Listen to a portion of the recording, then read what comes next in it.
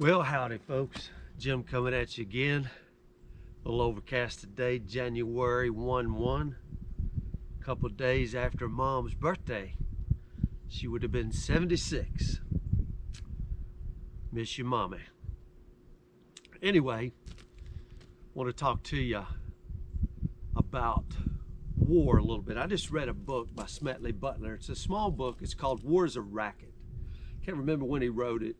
This old Marine general probably wrote it back in the 30s. They didn't call it World War I. They called it the war, you know, the great war to end all wars. They talked about it being a racket. And I believe it was in that book. I can't remember now if it was in that book or I read it somewhere else, but how they started giving out medals for war. Now, I Googled searched this, and I think the first time that we started doing that, George Washington did it in the Revolutionary War. They were very lenient on how they gave out medals. And now you see these people with these medals, these ribbons. You know, I'm a military guy, old Marine like Smedley Butler, and you prided yourself in getting those medals. And you know, it just made me think, when did these medals start being given and why were they given? Is it biblical? Well, do you know in the Bible, what they did, they didn't give out medals, they got the spoils of war. I guess you would call it barbaric, maybe Vikings or whatever, but that's how they did it. And it's in the Bible. When David conquered people, they got the spoils of war. They divided up. One time in Joshua, at a battle of Ai, Achan took the spoils of war, and they wasn't supposed to, so God would lead them into that. But that was their payment for going to war. And I think about this, you know, most of the people who enlist in the service, not conscripted, you know, not drafted, but they're of the poor, lower middle class. We send those people to war, and you know, really, and I really liked what Smedley Butler had to say. You should check that out. We have a defense department. You know what defense is? That means that's how we defend, not attack. But here America goes all over the place. We got the biggest war budget, national defense budget in probably of all other countries combined. And we go out and we take and we pillage from whatever country that we want. Whatever resources they have, we just take it. And, you know, thinking about Ukraine and Russia and all of that other stuff, and I'm going to tell you, I don't care which side you're on, whether you like Russia, whether you don't, whether you like Ukraine or whether you don't. I want to tell you something, guys. It's none of our business. We should be taking care of America, American citizens, protecting our borders. I'm not trying to keep people out. They want to come here. God bless them, but come in the right way.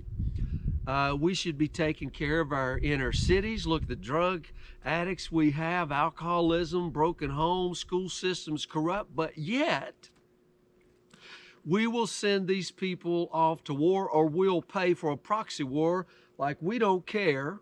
The Biden administration doesn't care how many Ukrainians die. They don't really give a hoot. It's, you know, we keep funding the beast. And that's what it is, guys. It's the beast. We keep funding the beast. Send them to war. So anyway, they started giving out medals. They did this in the Revolutionary War and through the Civil War. They really stepped it up because they didn't have the money for the spoils of war. They needed to fund the wars. Isn't that amazing? Hey, you could have this, but we'll give you this ribbon. We're going to take the spoils of war over here. And, you know, think of how many millions of lives.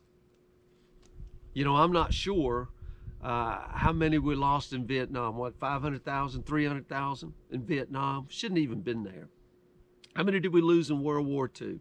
Oh, I mean, over and over. But they come to us and they tell us fascism. We got to fight this. We got to fight. They sell it. It's all propaganda, guys. It is all lies and propaganda. That's what our government does. Listen, If we're going to go to war and the war is needed in Ukraine, then Joe and Hunter need to be in a tank, and they need to be over there on the ground fighting the battles, because then it will be worthwhile.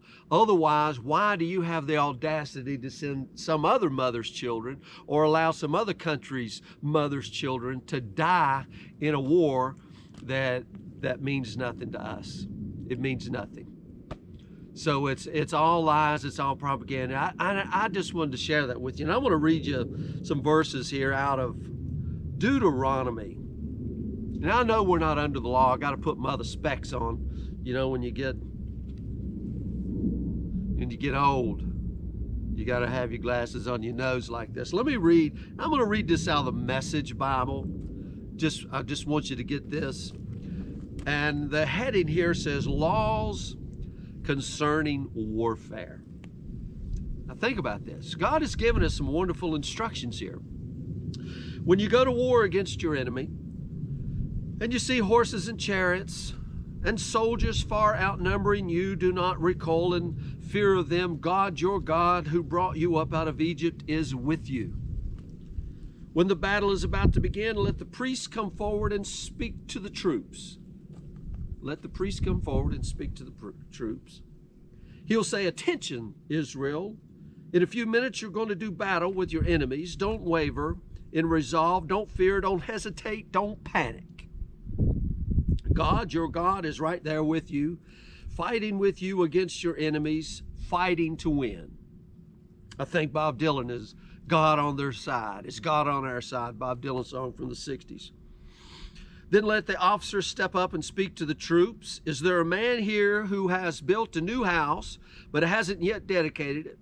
Let him go home right now, lest he die in battle and another man dedicate it. Listen to what he just said right here. We're starting to cut the army back a little bit, right? If you just built a new house, you hadn't dedicated it, go home. Is there a man here that's planted a vineyard but hasn't enjoyed the grapes? Let him go home.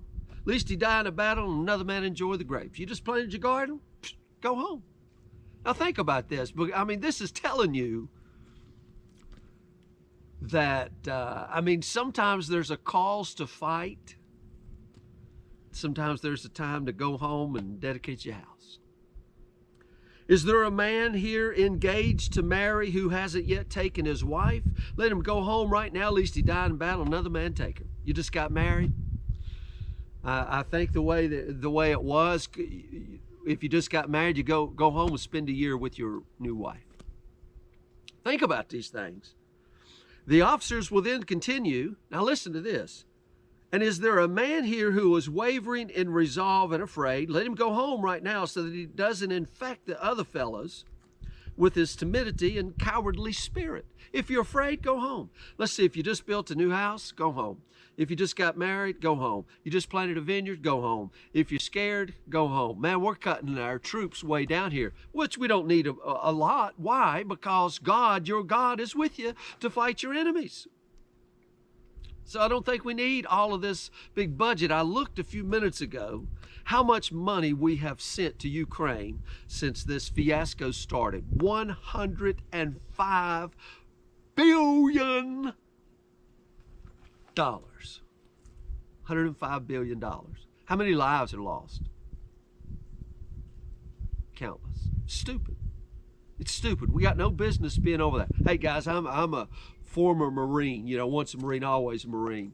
I used to think this stuff. I used to believe the propaganda. I wanted the medals. I wanted all this stuff, but it's all junk, guys. It's all junk. And when the officers has finished speaking to the troops, let them appoint commanders of the troops who shall muster them by units. And when you come up against the city to attack it, call out peace. If they answer yes, peace, and open the city to you, then everyone found there will be conscripted as forced laborers and work for you. But if they don't settle for peace and insist on war, go ahead and attack.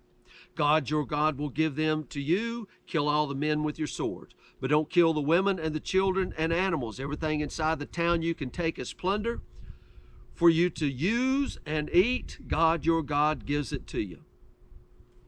I'll quit reading right there. Everything that you take is yours. The spoils of war. That's how they used to do it. Now they give you ribbons. because they're keeping it. But you know, if we go back, I just want to say this, if we go back to the weapons of mass destruction, that's what I'm telling you, Democrats, Republicans are both lying, corrupt. I won't use the other adjectives I wanted to use. Isn't it amazing how we can go into a country like Iraq, where there was no weapons of mass destruction? How many Iraqis died? How many men, women, and children died in that useless war? All for what reason? Maybe so Dick Cheney and Halliburton and the Bushes could go over there and rake in their billions rebuilding what they just destroyed. That, my friends, is amazing. And I'm going to tell you a little something here before I get off here. In World War II, you know who provided the engines for the tanks for Hitler? Henry Ford. You know who provided the oil for the tanks? Standard Oil. Who was that? J.D. Rockefeller. The Rockefeller, Standard Oil. You know who made the bullets that were shot in the weapons from the Germans in World War II? Remington. War's a racket. War is a racket. Now, if you and I tried to do this stuff and sell to both sides, we'd be put in jail. But if you're a great big manufacturer making hundreds of millions, even hundreds of billions of dollars, hey, that's what it is. Paul said it this way: the love of money is the root of all evil. Think about that, and God bless you all.